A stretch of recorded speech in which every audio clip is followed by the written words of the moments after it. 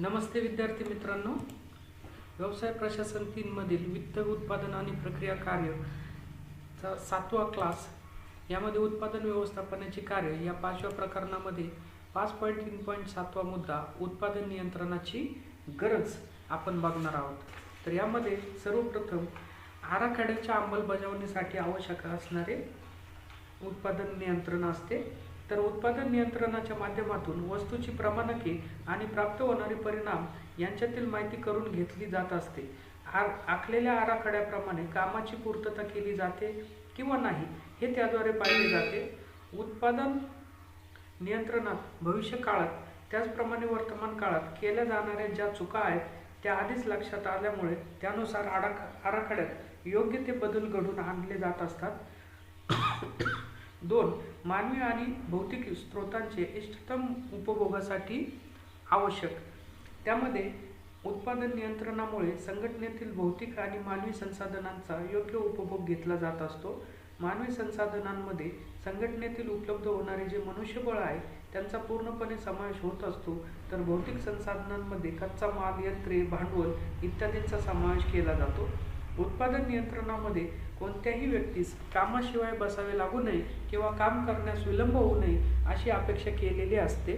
त्याचप्रमाणे भौतिक संसाधनांची जी विल्हेवाट लावली जात असते त्याच्यावर देखील नियंत्रण प्रस्थापित केले जात असते। नंबर 3. समन्वय। समन्वयाची आवश्यकता संघटनेची जी उद्दिष्टे आहेत ती यशस्वीपणे पूर्ण होण्यासाठी संघटनेच्या सर्वच विभागांत समन्वय असणे गरजेचे दिसते। उदाहरणार्थ की विक्री विभागाकडून प्राप्त केले गेलेले जे विक्री आदेश आहेत त्या आदेशांची पूर्तता होण्यासाठी उत्पादन विभागामार्फत योग्य तितक्या वेगाने व अपेक्षित प्रमाणात पुरवठा होणे आवश्यक असते।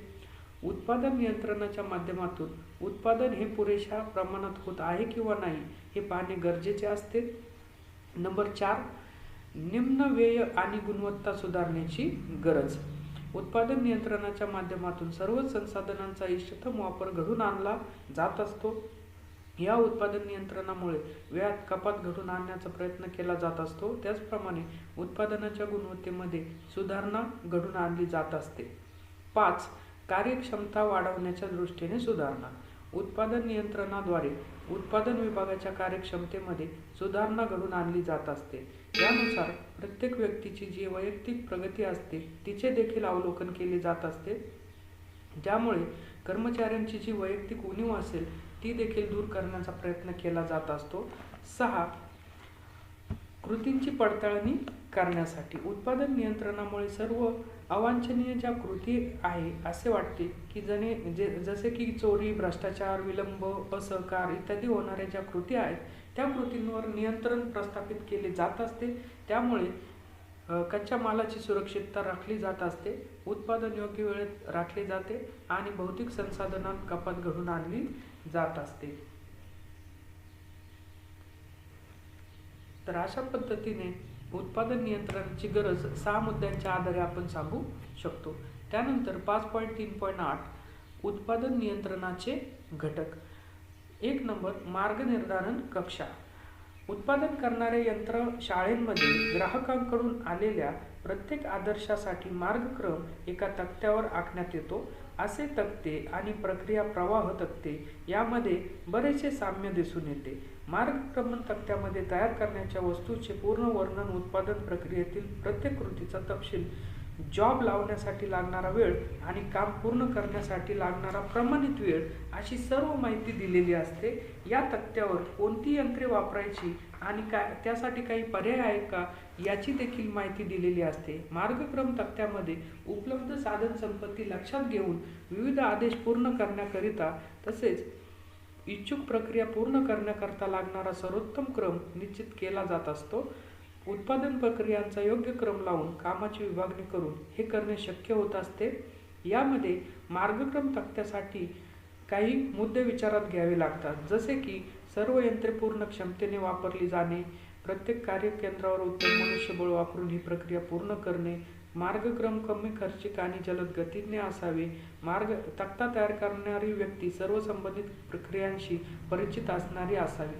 तर अशा पद्धतीने हे केलं जाणं गरजेचं आहे। नंबर 2 उत्पादन वेळापत्रक। उत्पादन वेळापत्रकाचा अर्थ म्हणजेच आधुनिक उत्पादन पद्धतीत गुंतागुंतीची असल्याने प्रत्यक्ष उत्पादनाला सुरुवात करण्यापूर्वी भरपूर तयारी करावी लागत असते. पहिल्या 2 टप्प्यानंतर आपल्याला उत्पादन वेळापत्रकाचा विचार करावयाचा असतो. याची व्याख्या जेम्स लुंडी यांनी केलेली आहे. ते म्हणतात, उत्पादनाच्या विविध प्रक्रिया सुरू करण्याची आणि संपवण्याची वेळ निश्चित करणे म्हणजे कार्य वेळापत्रकाची आखणी करणे होय. गरजेनुसार विभागवार किंवा प्रत्येक यंत्रासाठी स्वतंत्र अशी वेळापत्रके तयार केली जातात. वेळापत्रकाची व्याप्ती. उत्पादनाचे नियोजन आणि नियंत्रण करताना वेळापत्रक तयार केले जाते आणि विविध क्रियांसाठी लागणारा कालावधी निश्चित केला जात असतो. वेगवेगळ्या कार्यांची प्राधान्य ठरविली जात असतात. कोणतेही काम केव्हा सुरू होणार आणि केव्हा संपणार हे अगोदरच ठरविले जाते. ग्राहकांची मागणी वेळेवर पूर्ण करण्याच्या दृष्टीने उत्पादकांचे वेळापत्रक करणे महत्त्वाचे असते.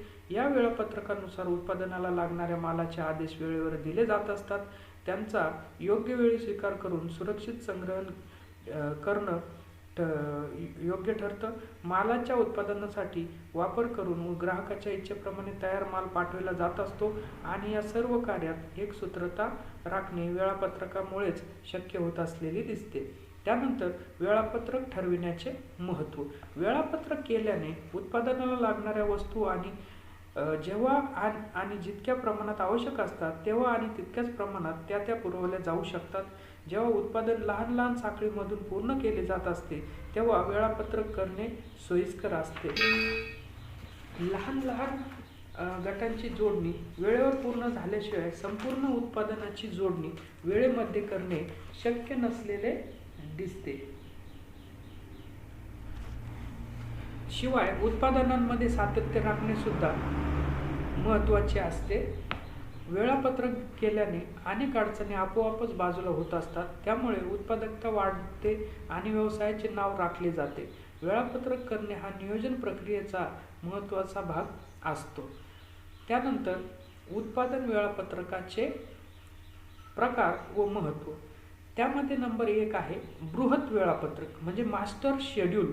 आपल्याकडे उपलब्ध असलेले यंत्रसामग्री, मनुष्यबळ इत्यादींचा क्षमतेचा पूर्णपणे वापर व्हावा व ती कधीही कामाअभावी रिकामी असू नये हे उद्दिष्ट साध्य करणे उद्योग संस्थेला महत्त्वाचे असते. बहुधा प्रत्येक कारखान्यांमध्ये 2 पद्धतीने उत्पादन सुरू असलेले दिसते. काही वस्तूंच्या उत्पादनासाठी ग्राहकांचे प्रत्यक्ष आदेश प्राप्त झालेले असतात.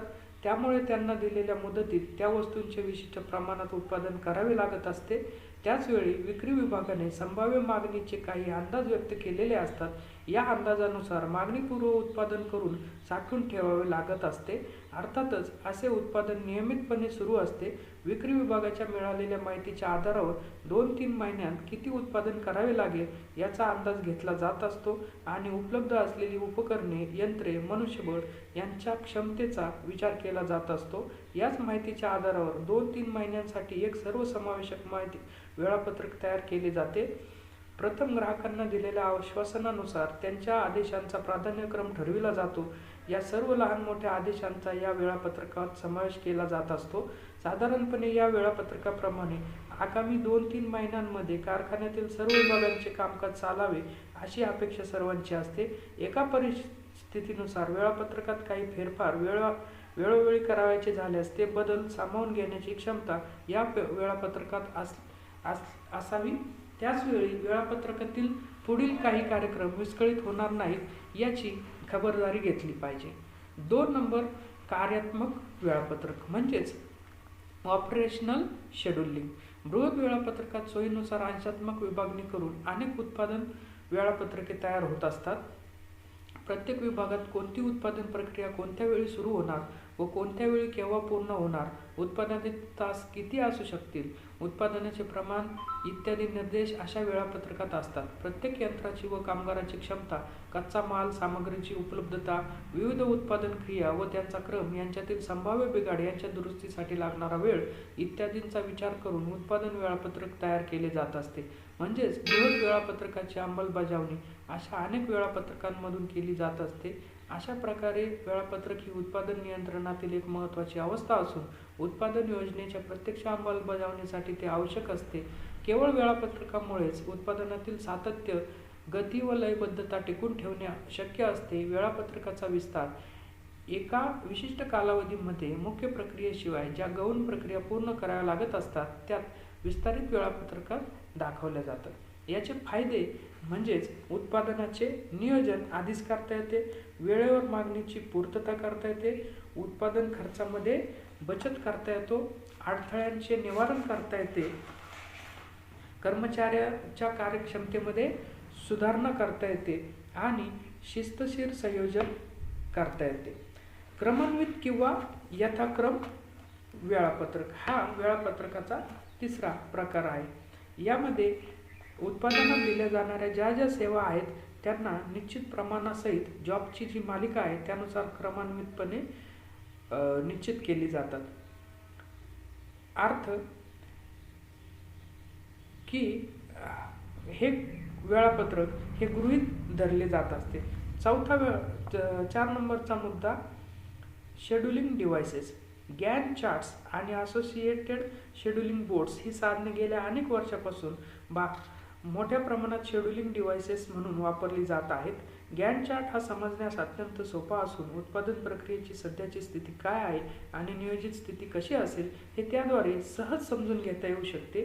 अलीकडील काळात साधारणपणे संगणकाच्या साहाय्याने प्रायोरिटी डिसिजन मूल्य, मॅथमॅटिकल प्रोग्रामिंग रूल्स यासारख्या विविध शेड्यूलिंग डिव्हायसेसचा वापर केला जात असलेला आपल्याला दिसून येतो. तर विद्यार्थी मित्रांनो, अशा पद्धतीने आपल्याला उत्पादन नियंत्रणाची गरज 6 मुद्द्यांच्या आधारे आणि उत्पादन नियंत्रणाचे घटक लक्षात आले. थँक्यू.